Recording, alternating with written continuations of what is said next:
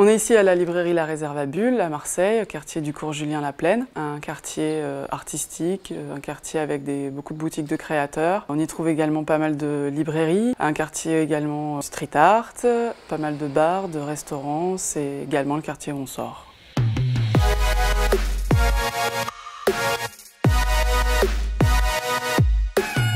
On a créé donc en 2005 la librairie La Réserve à Bulle, qui était à quelques numéros d'ici. Et on est arrivé dans ces locaux en 2013. Plus de volume, plus haut de plafond, une grande devanture, un espace devant aussi plus accueillant. On a fait le choix d'avoir 6, 7, 8 000 références selon la période de l'année, mais de ne pas avoir une offre qui soit exhaustive. On fait des choix quand on passe les commandes, on fait des choix parce qu'on a des coups de cœur et qu'on les conseille longtemps dans l'année. Aujourd'hui, la bande dessinée est tellement large qu'on peut contenter tous les lecteurs, à la fois avec le roman graphique, avec la BD documentaire, avec tout ce qui est historique, science-fiction. Tout le monde peut trouver une BD à son goût.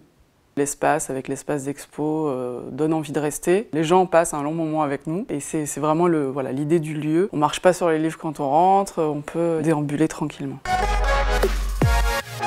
Mon coup de cœur d'Argo, c'est Les Beaux Étés, opus 4, Le repos du guerrier, par Zidrou et Jordi Lafèvre.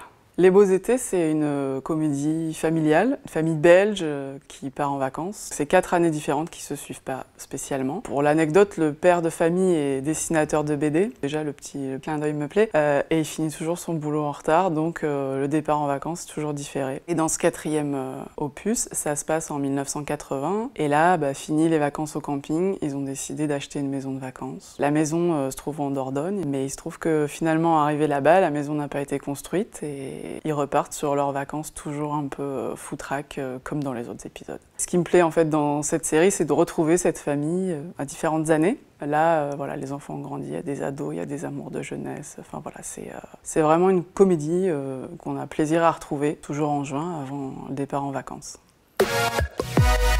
La séquence que j'ai choisie, c'est le grand départ dans la 4L. C'est là où on voit où la famille a évolué. C'est que maintenant, Julie a son permis, c'est elle qui va conduire, avec le père qui reste et qui se remet à sa table à dessin.